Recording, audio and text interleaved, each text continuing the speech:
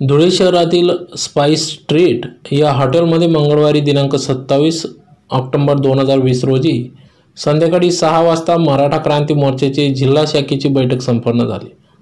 या बैठकीत समाजाच्या विविध प्रश्नांवर चर्चा विनिमय करण्यात येऊन ध्येय धोरण आखण्यात आले। धुळे शहरातील स्पाइस स्ट्रीट या ठिकाणी मराठा क्रांती मोर्चाची बैठक संपन्न झाली। सदर बैठकीत समाजातील विविध प्रश्नांवर चर्चा करण्यात आली। समाजातील तळागाळातील घटकांना मूळ प्रवाहात आणणे, त्यांना शिक्षण, रोजगार, नोकरी, व्यापार, व्यवसाय आदी क्षेत्रात वाढीस लावण्यासाठी पारंगत करणे, समाजात समतोल साधणे, समाजाची दिशा व धोरण ठरविणे, तसेच दोंडाच्या येथील घटनेचे मृत मोहन मराठे यांच्या कुटुंबियांना न्याय मिळवून देण्यासाठी यावेळेस पाठपुरावा कशा पद्धतीने करायचा व त्यासाठी सदर प्रकरणातील आरोपींवर कारवाई कोणत्या पद्धतीने करायची या संदर्भात विचारविनिमय करण्यात आला। आदी विषयांवर यावेळेस सदर बैठकीत विचारविनिमय करण्यात आला।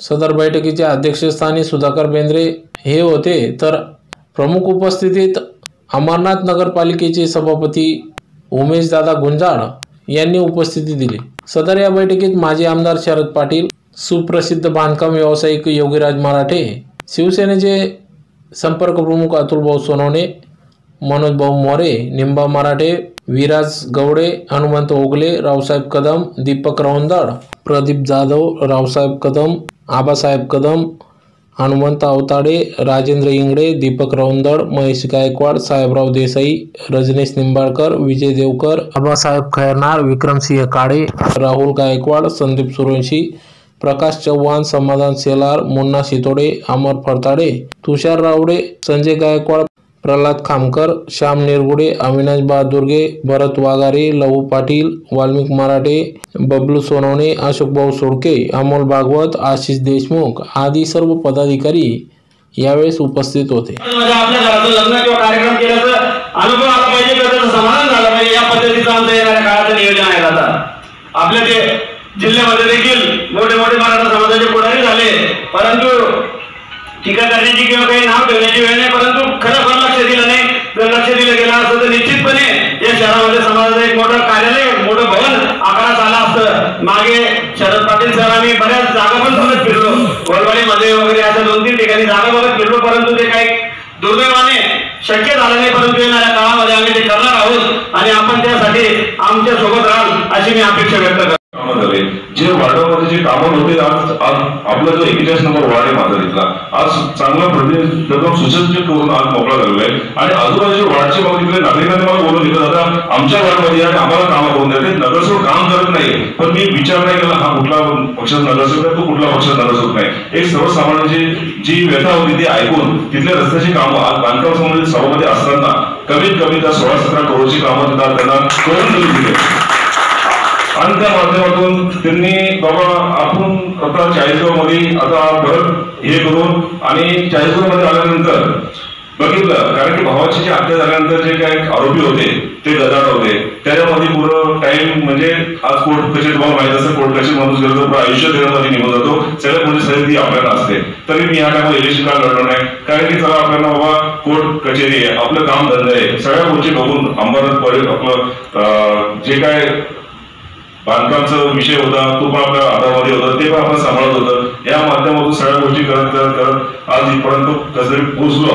तरी बोलतो इलेक्शन न उभारता तरी आपण भाजपला तिथे व्यक्तिमत्व म्हणून मंगेश चव्हाण यांना आपण ते सहकार्य केलं, कारण युती होती त्या टायमाला, युतीच्या माध्यमातून सहकार्य केलं, आज ती व्यक्तीला आपण निवडून तिथे आणलं आणि आज तिथे आमदार आहे। आणि आज कसं माहितीये का, आज आपण मारवाडी गुजराती बघतोय, मारवाडी गुजराती हे पुढे का जातात, कारण की त्याच्याकडे स्वतःची कमिटी असते, कमिटीच्या माध्यमातून ते स्वतः लोन फंड कर्ज काय असतं ते आपल्या परीने ते प्रत्येक जो काम करणारा व्यक्ती त्यांना ते देत असतात। तर माझं बोलायचं एकच म्हणणं आहे, आपण सगळे जे तांत्रिक असतात त्यांना एकत्र बोलवून आपल्या माध्यमातून काहीतरी फंडिंग करू आणि त्या फंडिंग कडून जे काय आपले रोजगार करणारे काम करणारे मुलं असतात, आपल्या बहिणी असतात, त्यांना प्रोत्साहन केल्याशिवाय पुढे जाऊ शकत नाही। त्यांच्या माध्यमातून त्यांना उद्योगधंद्यासाठी आपण काहीतरी केलं पाहिजे आणि या दृष्टिकोनातून त्यांना एक वाटतं की बाबा आम्हाला कोणतरी आहे, आमचा समाज आमच्या पाठीशी आहे आणि पुढे जाण्यासाठी त्यांना योगदान आहे आणि जे काय बँकेतनं व्याजदर घेण्यापेक्षा आपण कमी दरात त्यांना आपण देऊ आणि ही सगळ्यात मोठी अनुभव आमदार साहेब ही गोष्ट आपण सगळ्यात पुढे आखली पाहिजे। आणि या गोष्टी आखल्यानंतर म्हणजे प्रत्येक समाजामधला उद्योगधंद्यामध्ये कसं होतं, माणूस पुढे जात असतो, प्रत्येक व्यक्ती काम करतो, पण आज धंद्यामध्ये आज मारवाडी दुधावती सगळे जे शिंदे लोक सगळे धंद्यामध्ये आहे, कारण की धंद्यामध्ये वरती म्हणजे भारत करणारे अमाऊंट असते आणि माणूस उच्च टाकून काढतो. आणि नोकरी कसं असतं, नोकरीमध्ये पर्टिक्युलर पेमेंट येतो, त्या पेमेंटमध्ये आपलं घरदार चालतं, मुलाचं एज्युकेशन असतं, त्या एज्युकेशन मध्ये माणूस सगळं त्याच्यामध्येच अडकून जातो, पण पुढे जाण्याची संधी भेटत नाही. तर म्हणून मी बोलतो, आपण मराठा समाजाचे जे काही उद्योजक असेल, मोठे मोठे व्यक्ती असेल, त्यांना एकत्र घेऊन आपण याच्यातनं कशी पैसे जमा करून आणि फंडिंग जमा करून आणि एकत्र घेऊन आपण त्यांना कसं आपल्या मुलांना जे काय आपल्याला आपण देता येईल ते आपण द्यायचा प्रयत्न करू. आणि अतुल भाऊ तुम्ही जे बोललेले बाबा इथं स्मारक झालं पाहिजे, नगर विकास मंत्री एकनाथ शिंदे साहेब आहे, तुम्ही जे आपण आता तुम्ही सांगितलंय मला त्या माध्यमातून त्याच्यावर जाऊ. शिवस्मारक कसं, कारण की शिवस्मारक शिवसेनेचं एक स्मारक असेल आणि ते कसं उभं राहतं, आपण त्या माध्यमातून उभं करू आणि एक शब्द देतो तुम्ही एकत्र या माझ्यावर, आपण जाऊ आणि शिवस्मारक कसं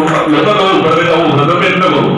आणि विषय म्हणजे मंगल कार्याचं, मंगल कार्य तुम्ही सांगितलं बाबा मंगल कार्यामध्ये हातभार लागवाय.